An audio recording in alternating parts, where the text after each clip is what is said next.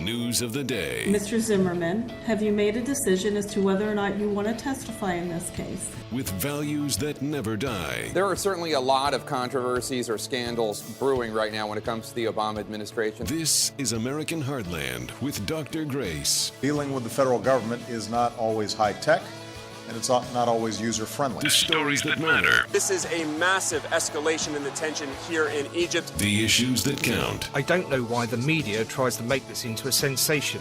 We have never hidden the fact that we supply Syria with weapons. This is American Heartland with Dr. Grace.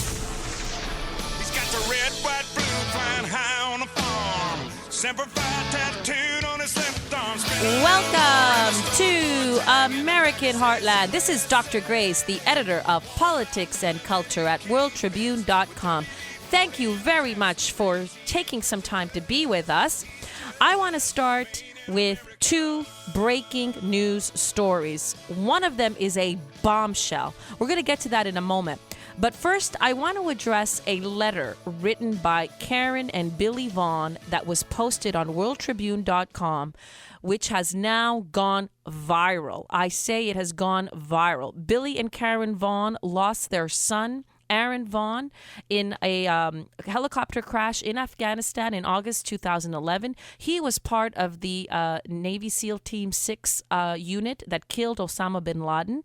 They have been asking a lot of questions about what they believe was an ambush of their son. But notwithstanding their own personal grief, they are now outraged at the beheading of journalist James Foley and also Stephen Sotloff, and they have written an open letter asking the President of the United States to resign. I edited this letter, published it on WorldTribune.com, and immediately it went viral. It was picked up by the British press, the Daily Mail, and countless other websites.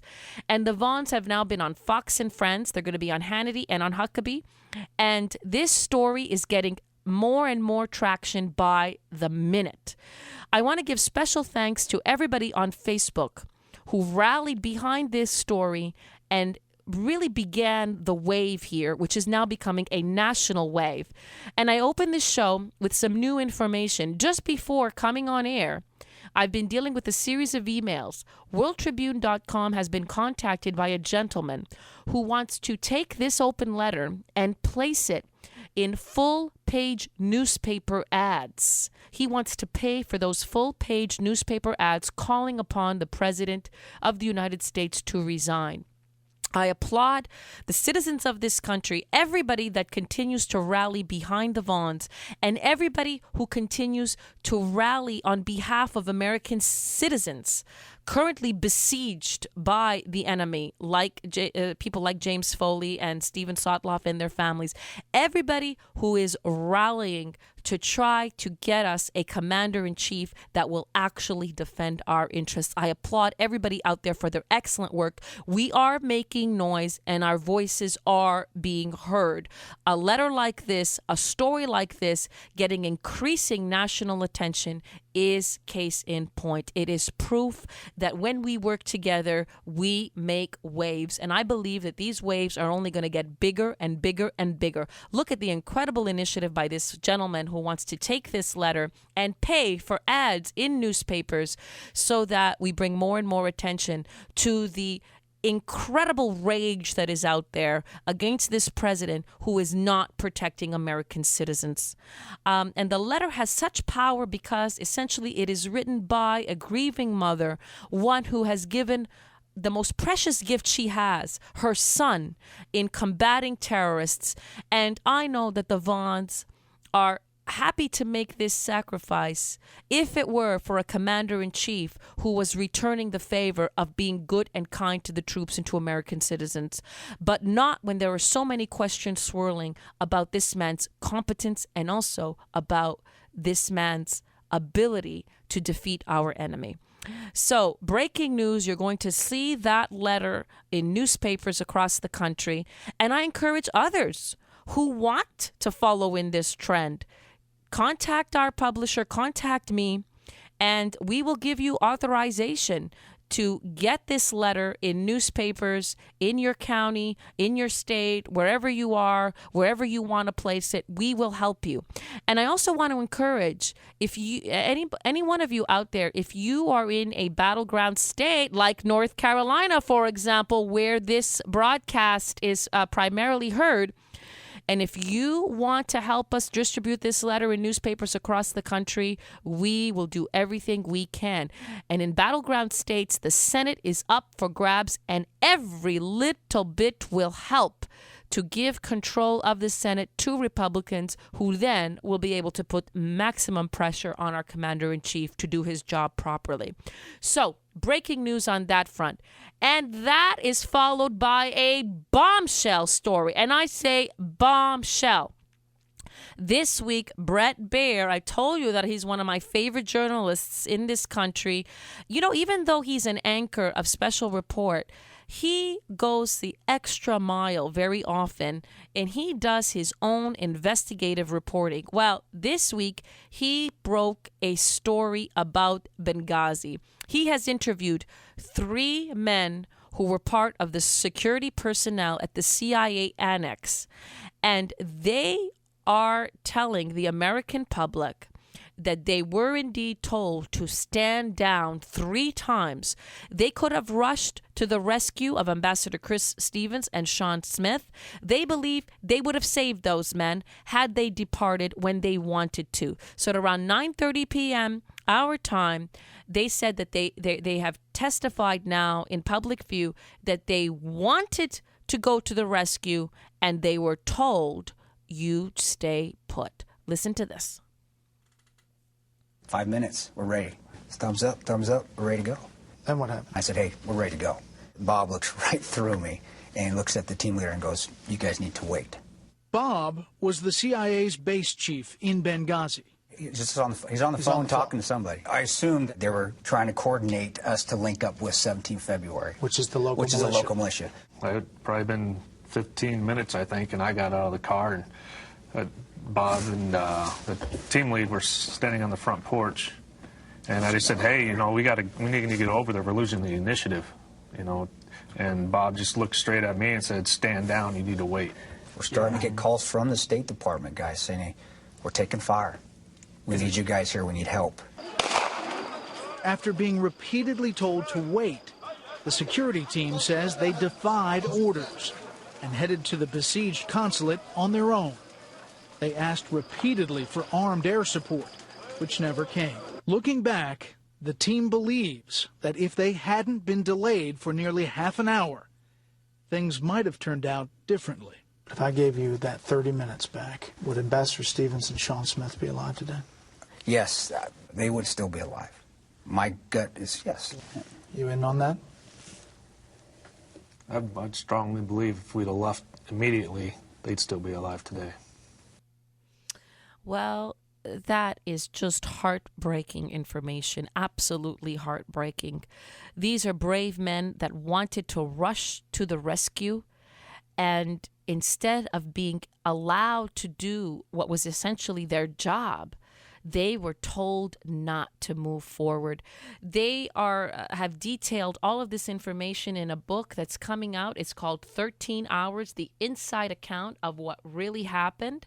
And these 3 security contractors essentially are confirming what we've heard in other directions. Remember, there was a team that could have gone to the rescue, that could have left from Tripoli, and they too were told to stand down. And if you reflect a little bit on what we just heard, we heard that not only did they defy orders, so they did wait for 30 minutes because they thought maybe there was some coordinated military campaign that was going to be orchestrated. That really wasn't the case. So they waited, then they defied orders, they went anyways, and they were begging for air support. And that air support also never came. Unbelievable testimony, and this certainly contradicts what the administration has tried to tell us, that there were no orders to stop anybody from helping. This is clearly a blatant lie, and now it's being confirmed from multiple sources. In addition, these individuals on the ground They had no information about a spontaneous protest. They had no knowledge or information about a YouTube clip that had caused all of this animosity. Listen to this. And I asked about that infamous YouTube video, which was blamed for the violence in Benghazi. And there was no whisper that this video was a major problem in Benghazi or something? Didn't know about video till I got to Germany. No idea about any video, no. In a statement to Fox News, a senior intelligence official insists that, quote, there were no orders to anybody to stand down in providing support. He used the word stand down. A number of people now, including the House Intelligence Committee, they insist no one was hindered from responding to the situation at the compound. The committee's wording was, quote, there was no stand-down order given to American personnel attempting to offer assistance that evening. So what do you say to that? No, it happened. It happened on the ground. All I can talk about is what happened on the ground that night. To you? To us. To myself twice, and to Tig once. It happened that night. That happened. We were told to wait and stand down. We were delayed 3 times. So they were delayed not once, not twice, but 3 times. And we are being asked to believe that this delay didn't come from the highest levels of political power in this country. That is preposterous. We can ascertain with a good degree of confidence that those orders came from the very, very top, the commander-in-chief, because it is ultimately he who coordinates or halts a military operation. We know that night, by 10 o'clock, Hillary Clinton was on the phone with him. And we know by information that has been leaked by her and her husband that they immediately disapproved of the president's strategy about trying to blame this on a spontaneous protest and a YouTube video, and that they thought that there should be robust reaction to events on the ground. Well, the noose is tightening, metaphorically that is, because it is clear from all the little driblets of information that are coming out that from 9:30 to 10 o'clock, you know what the President of the United States was doing? He wasn't thinking, how am I going to rescue Sean Smith? How am I going to rescue Ambassador Chris Stevens? He was thinking, oh my, how am I going to cover my tracks? I have been telling the American people that they are safe, that Osama bin Laden is dead, that Al-Qaeda is on the run. And what I have staring at me right in the face is possibly an Al-Qaeda bloodbath. And my first priority is to make sure that I bamboozle the American people. So the last thing he wanted was a firefight. He wanted to minimize the casualties. He wanted to minimize what this was all about. And so as Ambassador Chris Stevens and Sean Smith are desperately clinging to the last remnants of their lives, this president is not thinking how to save fellow Americans. He's thinking about how to save his own bacon. And you have heroes on the ground that wanted to imperil, risk their very own lives for the sake of others. And they are being told by that coward and that traitor in the White House to do nothing. Now we know this, not just from sources on the ground, but we know it also from leaks coming out of the Clintons. So the information is damning, and it presents the portrait of a commander-in-chief who is betraying the very people that he was elected to serve. And for this reason, and for so many others, we stand with Billy and Karen Vaughn and this entire grassroots movement that is growing, calling upon the President of the United States to resign. And if he doesn't resign, we're going to do everything in our power to impeach him. You are listening to Dr. Grace, the editor of Politics and Culture at WorldTribune.com, upholding values that are never, ever going to die.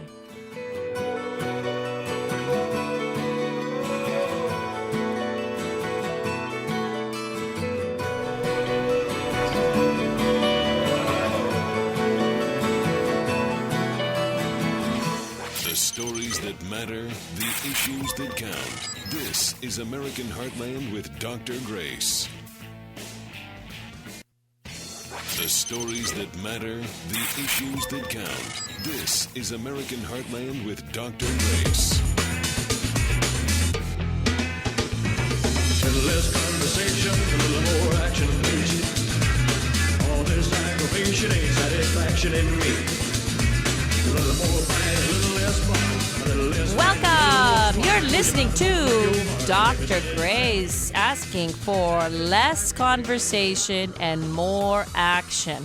I don't know about you, but I'm so sick and tired of hearing the President of the United States talking a bunch of nonsense while our fellow American citizens are being beheaded. This week, another journalist, Stephen Sotloff, joins that gruesome group of folks who were beheaded at the hands of ISIS. It's James Foley and Stephen Sotloff. Our hearts go out to the parents that have to deal with the grief of this heinous act. But at the same time, I'm sure that you join me in being utterly outraged. And not just at ISIS, but especially at our commander-in-chief, who is not keeping Americans safe. As information unfolds about this crisis, we know now for a fact that our president was given daily briefings about the growth of ISIS for over a year. For over a year, he was told that this would be a possible threat and a danger. And instead of taking action to prevent that from happening, he allowed the cancer to grow and grow and grow. Grow to the point that they now control large section of Syria and Iraq and have created a caliphate, and they have such sophisticated recruitment techniques that they are recruiting fighters from around the world, especially fighters with Western passports. They're recruiting American fighters. They're recruiting British fighters. They're recruiting fighters from Europe. This means not only are journalists like those who we have just lost, not only are they in peril, but we are all in peril, because ISIS is far more sophisticated than Al-Qaeda. Never before have we been under such a dangerous threat as what we face right now, right this minute. Because ISIS, through social media, can recruit anybody from anywhere who can do anything, even on their own. What is happening now is you have individuals who can be radicalized within the United States right from their laptop, right from their iPhone, right from their very computers without having to even travel anywhere.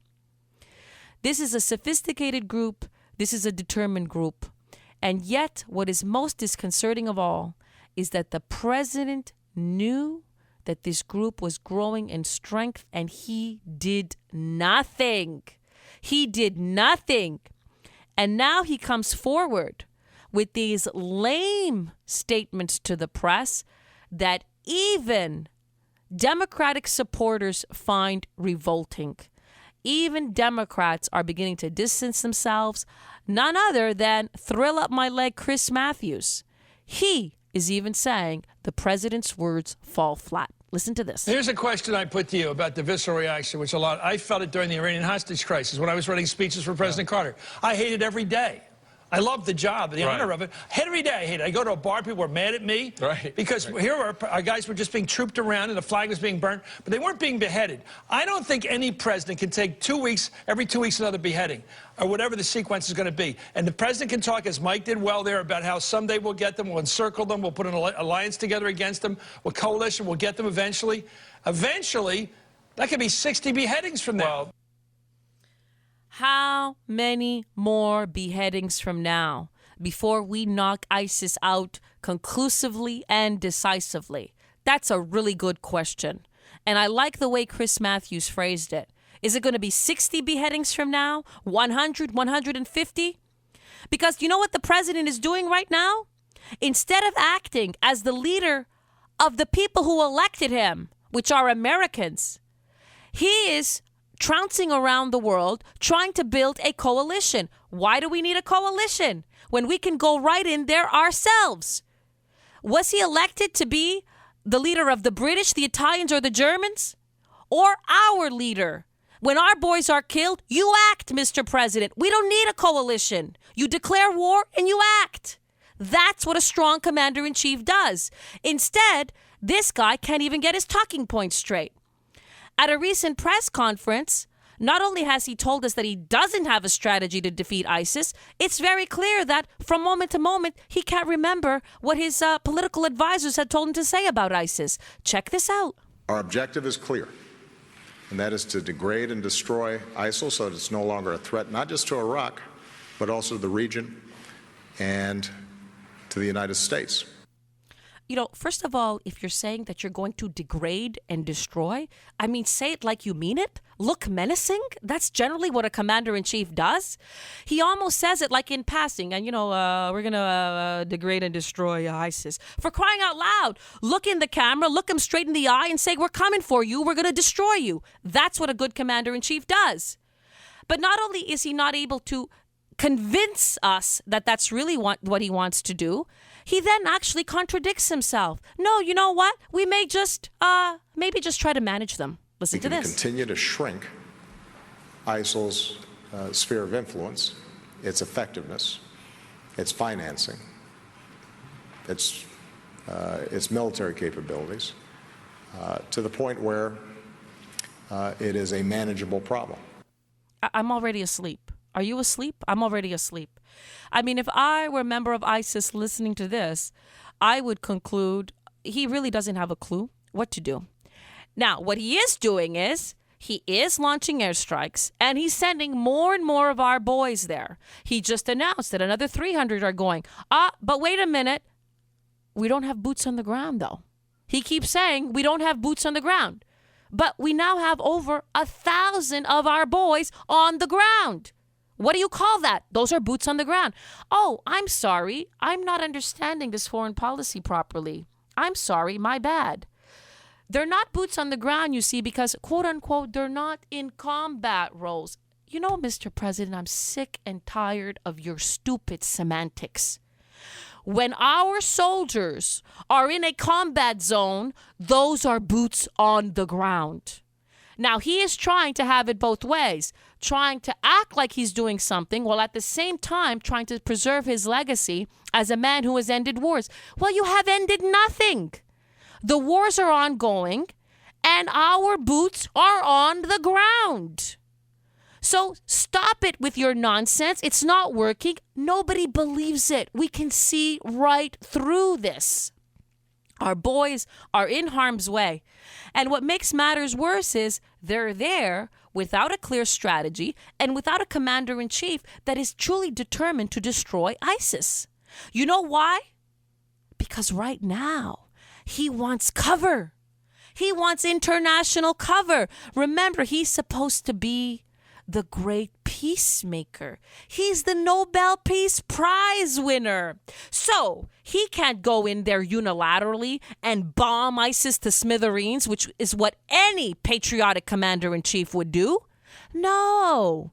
He has to build an international coalition. Well, how long is that going to take?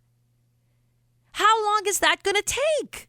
How much more territory does ISIS have to win? How many more people have to die? How many more Americans have to die? How many more innocent Iraqi civilians have to die? How many more Christians have to be massacred? How many more Christians have to be rooted out of their homes? Why do we need a coalition? And by the way, I want to take everybody back to, you remember during the Bush days, there was a coalition, the coalition of the willing. And you know what they said about the coalition of the willing? The liberals derided it. They mocked it. They made fun of it. And now what's Obama doing? He's trying to build a coalition. And he's trying to build a coalition while his very own Democrats, like Chris Matthews, like the clip we just heard, are saying, Mr. President, you're not acting quickly enough. Now is not the time to go around the world shaking hands and trying to get people to defend our citizens. That's your job. That's our job. That's not their job. So I am not only sickened by these events, I'm outraged. And I know that I speak for so many Americans out there. The president hasn't even been able to deliver a statement about the beheadings of James Foley and Stephen Sotloff with the emotion that we all feel. How can he not feel that? How can he not express to the world how outraged we are? These were journalists. They were not even soldiers. They were there simply to record what is happening. An attack on them, it's not an attack on anybody in combat. It's an attack on every civilian in the world. That's what it means when you attack a journalist. Where is his outrage? Where is his passion? And where are his actions? I am sick and tired of this stuttering idiot for a commander-in-chief. Now, you know what? At least we had the vice president who showed some passion. Even though we can make fun of him, at least there was some passion in his statements. Roll it, Brittany. They should know we will follow them to the gates of hell until they are brought to justice.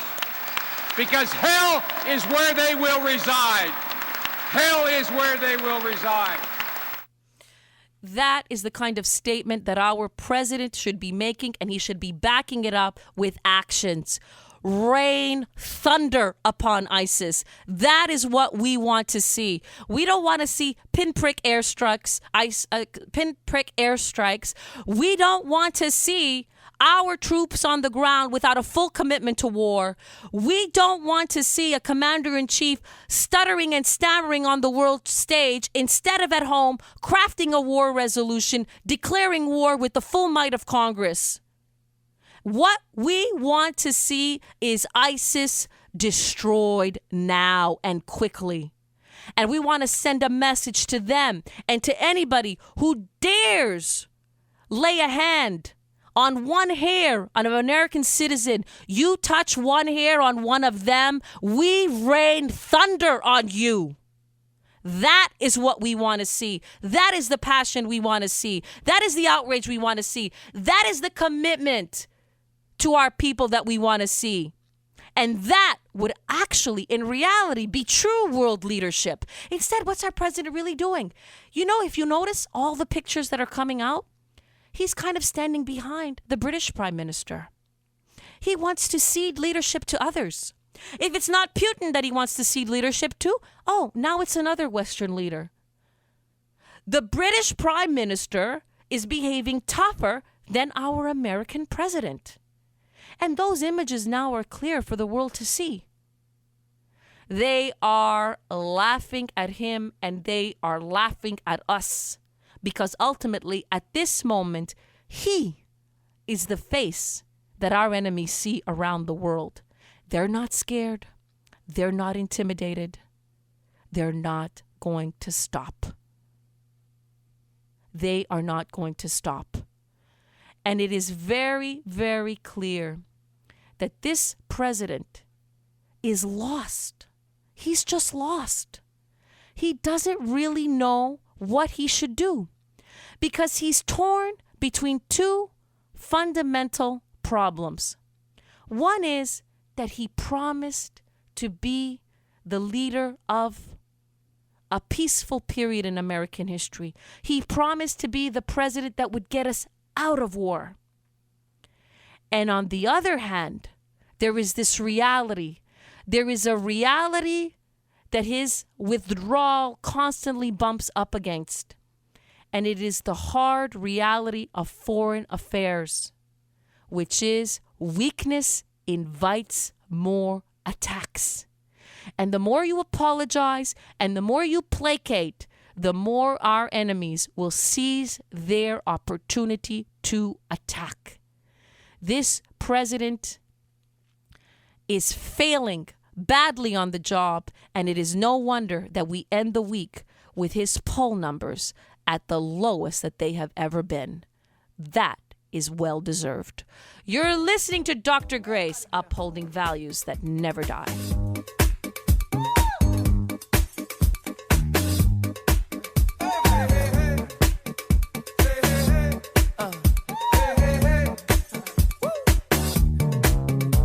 This is American Heartland with Dr. Grace.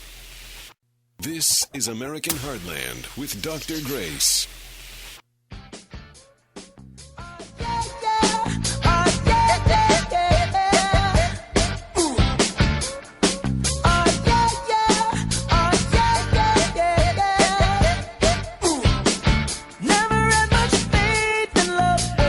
Welcome to American Heartland with Dr. Grace. It is such a pleasure to have you join us every week, and I know so many of you out there are going to be delighted. I am joined today in studio by the one and only Jeff Kuhner, who is the host of Boston's #1 talk show, which is the Kuhner Report. It is Jeff Kuhner. Welcome, Jeff. Great to be with you, Dr. Grace. It's a truly honor and a privilege. Well, you know, we are talking now about Obama's foreign policy, which is clearly in chaos. There is no other word for it except anarchy. And there is one candidate, Senate candidate, Scott Brown, who has an excellent ad out there, which is spoofing how chaotic the president's foreign policy is. Roll it, Brittany. President Obama has made those hard calls with strength and steadiness. And the reason he's been able to is because he had clear goals and a clear strategy how to achieve those goals. He had a clear vision and has a clear vision for America's place in the world. We don't have a strategy yet. I am very optimistic about Iraq. I think it's going to be one of the great achievements of this administration. We don't have a strategy. Well, that is one brilliant ad to show the contrast between the vice president saying what a brilliant leader in foreign affairs Obama would be, showing that side by side with clips of we don't have a strategy, we don't have a strategy. The worst words perhaps that a president could utter in full public view. That is a devastating ad. And I think one of the things that Scott Brown is doing very effectively is he's making the midterm elections a referendum on the president's foreign policy. And that is an excellent model for every Senate candidate to follow. Make the midterms a referendum on foreign policy and you will win. Well, speaking of foreign policy, the stammerer-in-chief is again stuttering and stammering about what's going on in Ukraine. Now, Russia has seized not only the Crimea, but a large chunk of eastern Ukraine, and they are proposing a ceasefire. Guess what? A ceasefire that would actually leave a large chunk of this territory in Russian hands. And the Putin's proposal would essentially create sort of like some peacekeepers, which are Russian, and leave Ukrainians' borders rather muddled with the grand objective of ensuring that Ukraine would never join NATO, would never join the EU, would never be able to join any Western organization. So Putin, by proposing the latest ceasefire, is pretending to act like the reasonable one, when in reality, he is destroying Ukraine and gobbling up another huge chunk of territory. But guess who's falling for it? The stammerer-in-chief. This is how he's responding to Putin's latest land grab. Roll it, Brittany. It's too early to tell what the ceasefire means. We haven't seen any details. We've just seen a couple of wire reports. We have consistently supported the effort of President Poroshenko to achieve a meaningful ceasefire that could lead to a political settlement of the conflict.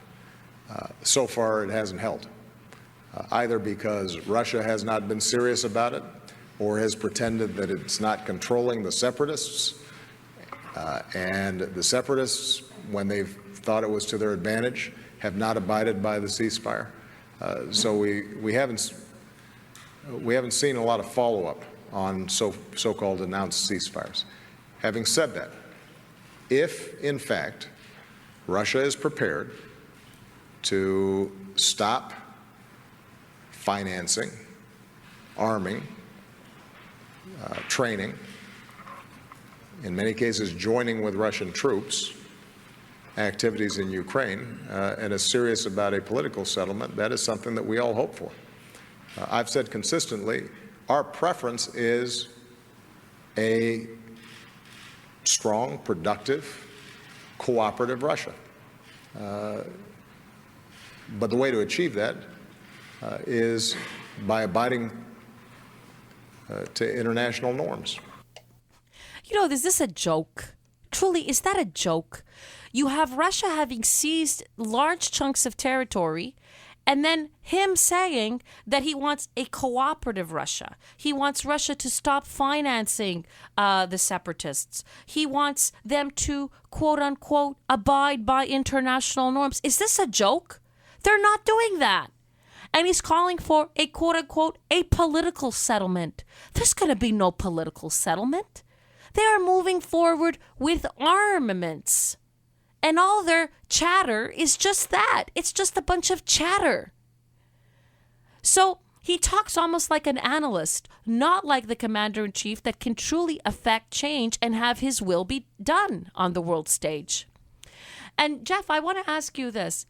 When you see how the president is dealing with Vladimir Putin, what is your gut reaction? How do you explain this to the American people? How is it possible that he is being so passive, not only in his deeds, but even in his language? I believe that fundamentally Barack Hussein Obama is an anti-colonial socialist. I believe he hates America. I believe he's made that very clear throughout 6 years of his presidency. He wants to undermine American power, American influence, American strength abroad. He has, I believe, fundamentally hollowed out our military. He has drawn red line after red line. And a strong man like Russia has taken the measure of Barack Hussein Obama. And what he sees is a paper tiger. He sees America as a paper tiger, and he sees NATO as a paper tiger. Now, this is a man, Vladimir Putin, who executes dissenters, shoots journalists, throws oligarchs who oppose his regime or his policies in Siberia in a gulag for 10, 15 years. He has invaded and annexed Georgia. He has waged a genocidal war in Chechnya. He has annexed Crimea. He is now arming, training, and we now know Russian troops have actually poured into eastern Ukraine. This is an invasion of a major, sovereign, independent European country. This is something Europe has not seen since World War II. And what does Obama do? He talks and he talks and he talks. And what I find incredible is that you have the Ukrainian government in Kiev, which has been begging the Obama regime and begging Obama to send them weapons, heavy weapons, so the Ukrainians can defend themselves and take back the areas either annexed by the pro-Russian separatists or by the Russian military. And Obama refuses to help them. And I believe what Putin has now rightly calculated, what he has now concluded, is that he can essentially do anything he wants. And all Obama will do is talk, talk, and talk. He is an empty suit. I believe he is the Neville Chamberlain of our time. He is an appeaser, and Putin is now rolling him the way he's rolling the Ukrainians. Exactly right. And we have also reports that he is beginning to eye Kazakhstan. He recently said that Kazakhstan is, quote unquote, not a real country. The very same words that he uttered about Ukraine and then quickly moved into it in order to cut it up and weaken it and prevent it from being part of Europe, which is the desire of so many Ukrainians. Well, you know, there's another huge story out there this week. And this is a story broken by a journalist that I really respect. There's a piece he wrote in the Weekly Standard. It's called Al-Qaeda Wasn't on the Run. And it is based on this information. Following the killing of Osama bin Laden, American troops recovered a treasure trove of information. They got the biggest pile of information ever defense officials, intelligence officials have said, on terrorists and all the information that they gathered from Obama's compound. And what Stephen Hayes is reporting is that the administration had promised that they would mine this information for every single bit of knowledge that they could gather. And instead, defense officials are reporting that only 10% of this information has been examined. They have been, many defense analysts have been at war with the CIA. The CIA is guarding the documents very carefully. And yet we know that whoever did look at it sent information up the chain of command saying that the administration was disseminating false information to the public, because that document dump reveals that Al-Qaeda was never on the run. All the information they got from the compound actually shows that Al-Qaeda was strong and growing and would continue to be a threat. Even its affiliates, like ISIS, were going to be a threat. Jeff, what's your reaction to this incredible story by Stephen Hayes? Well, I'm familiar with the story. My understanding is this. When we launched that raid that targeted and assassinated Osama bin Laden, Navy SEAL Team 6, they didn't just assassinate bin Laden, they found massive amounts of documents and files that detailed Al-Qaeda's internal network, their infrastructure, and their reach. They had about 1 million documents, 1 million. The administration so far has only released 17 of those documents, 17 out of 1 million. According to defense officials who've spoken to Stephen Hayes, and these are people who have had access to the documents, what they show, and this is why the administration has stopped mining them and why they don't want them released to the public, is while in 2012, Obama and Biden were going around campaigning, saying Al-Qaeda is on the run, Osama bin Laden is dead. What those documents revealed, remember, these are Al-Qaeda's internal own documents, was that in fact Al-Qaeda was metastasizing. It had decentralized.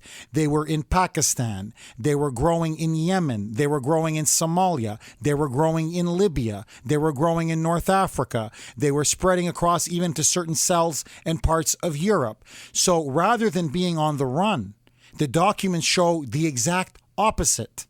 They were growing and growing and growing. Exactly. And there was a means by which, even if you decapitated all the top leaders, it was very clear from the documents there would be other leaders that would replace them again and again and again. Therefore, there was clear evidence that Al-Qaeda was going to continue to be a primary threat to this country. And in fact, an even worse threat than they had already been. But you know what's also interesting? There's a little nugget of information that comes from these documents. The documents show also the very close relationship which Al-Qaeda has with Iran. And this president has also staked his own presidency on rapprochement with Iran, which is doubly, triply, quadruply disturbing. What do you say to that, Jeff? Well, look, this is a president who openly apologized to the Iranians in his famous speech in 2009. He believes he can coddle the Iranian regime. He can negotiate with the Iranians. The Iranians are playing him like a fool. They're playing him like a fiddle. And now they are several months away from a nuclear bomb. Imagine Hitler with a nuclear bomb. That is what we're on the verge of in the Middle East. And when that happens, there will be one man to blame: Barack Hussein Obama. And they have been cooperating with Al-Qaeda beyond the shadow of a doubt. So our enemies combining against us, and this president, instead of taking strong action, reaches out with an open hand. This is Dr. Grace, upholding values that never ever die.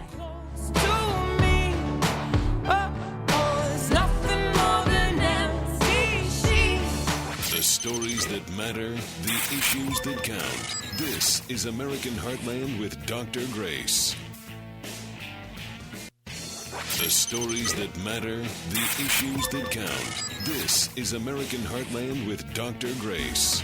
This is the part when I say I don't want you. I'm stronger than I've been before. This is the part when Welcome back to American Heartland with Dr. Grace. We want to break free from a Democratic-controlled Senate. That is the war cry that we are issuing to the state of North Carolina.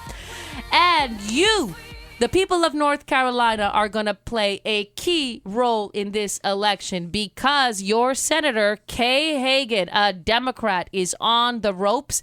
She is being challenged by the Republican Tom Tillis. And if you knock her down, that brings us one senator closer to capturing control of the Senate, which is going to be really, really important in the next 2 years. So we can put maximum pressure on the commander-in-chief to do his job properly and and possibly we can even impeach him if need be, because I think that that is what he really, really deserves. Well, this week there was a debate between Tom Tillis and Kay Hagan. And guess what? Kay Hagan, who came to power on the Obama wave and has supported this president in so many of his key provisions, suddenly she wants to distance herself. And guess what? Obviously, looking at all the polls, she wants to distance herself on foreign policy. Listen to what she had to say during the debate. Senator Hagan, same question to you. Does the U.S. need to strike ISIS in Syria to protect America's national security? You know, I think one of the issues here is that the president should have weaponized the moderate Syrian rebels earlier. Without doing that, that has allowed ISIS to grow. And I believe that ISIS is the most serious threat to our national security since 9/11. I have never seen a more evil terrorist group than this entity. The fact that they have just recently beheaded the second American journalist. This is a direct attack on the United States. Time is up. Action must be taken. The president needs to bring a resolution. He needs to bring a plan to Congress. And I am at the point where, yes, I want him to do that. I want to look at it, and I want to take action. Well, you know what, Senator Hagan? You have no credibility. You have no credibility. You have supported this man all of these years. You have backed him on key provisions of his administration, whether it was Obamacare, the stimulus, repealing Don't Ask, Don't Tell. You have been part of the corrosion of this administration, the corrosion that has been wrought across the nation. And now you're trying to distance yourself now when his poll numbers are sinking. And if you notice how she really dodged the question. The question was, do you think that we should take action in Syria? And she responds by saying, well, I think we should have weaponized the moderates. And I want the president to come up with a plan. Weak and pathetic. Who are the moderates? How would you have weaponized them without those weapons going to ISIS? You know what, Ms. Hagan? You don't have the answers. And in foreign policy, you support a pathetic regime. You are part of the problem. And that's why, come November, you need to go. We are still joined by the great, the one and only Jeff Kuhner, Boston's bulldozer, and my husband. Jeff, what can you say to the good people of North Carolina regarding Senator Hagan and what's at stake this November? I'm speaking now directly to the people of North Carolina. I believe that this is now one of the most important, crucial elections in your lifetime. Why? Kay Hagan, to me, is an obvious lightweight. She doesn't have much between her ears. You can see that. She's weak. She doesn't understand ISIS. She doesn't understand foreign policy. She is somebody who's been essentially a poodle and a hack for Barack Obama.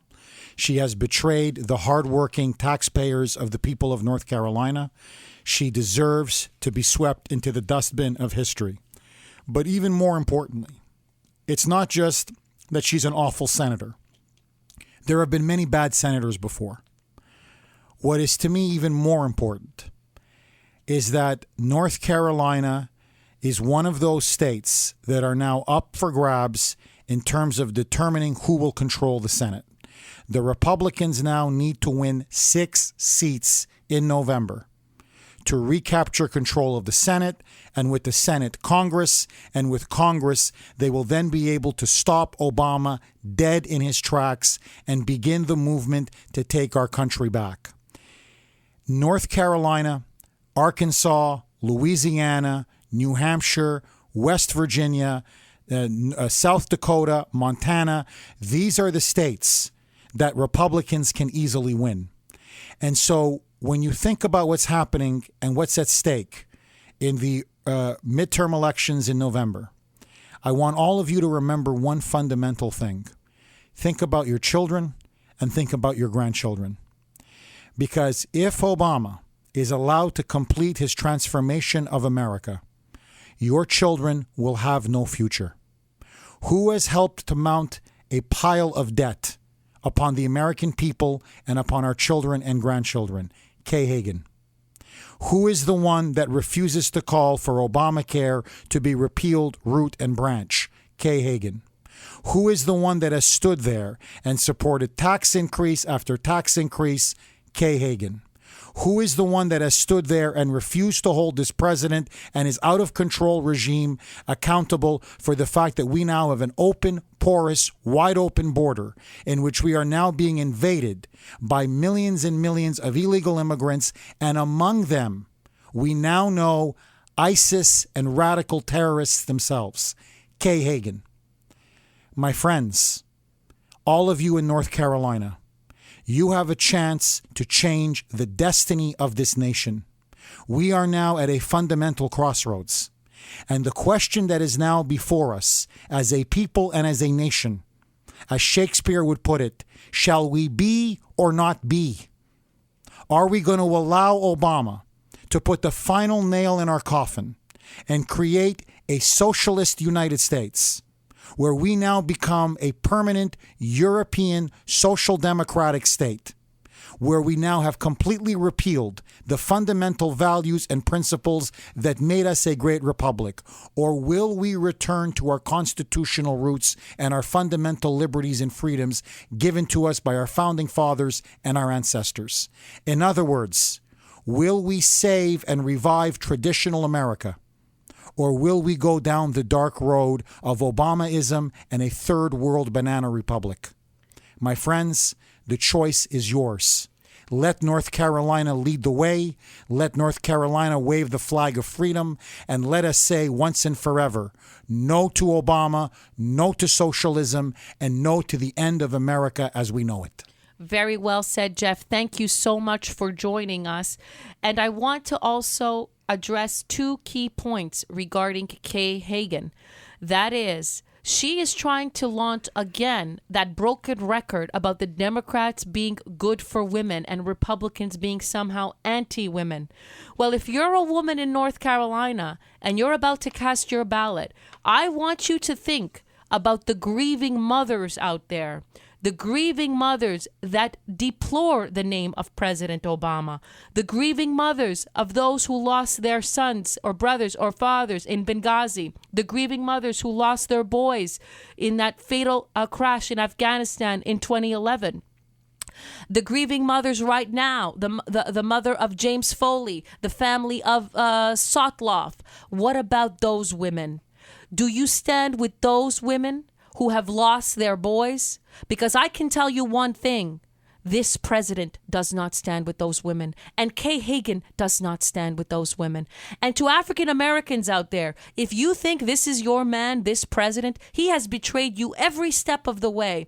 And none more so than in supporting this flood of illegal immigrants that is going to bury you in terms of jobs, the difficulty of getting jobs, but more so launch such a massive invasion of this nation of Hispanics that your minority status will be blown to smithereens, because Hispanics will outpopulate you, outmuscle you in the political arena, and all your issues will continue to go unaddressed. So the Democrats, represented by the likes of Kay Hagan, are lying to women. They are betraying women.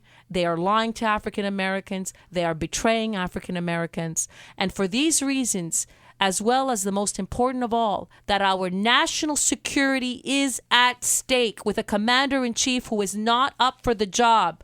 We ask you, we urge you, we beg you to do everything in your power to ensure that come November, Kay Hagan is ousted and we launch a punch in the eye of the President of the United States. Give him a black eye, punch him in the gut, let him know his actions do not stand with us. We don't accept him, and we are going to send him packing. You're listening to Dr. Grace, the editor of Politics and Culture at WorldTribune.com, upholding values that never ever die.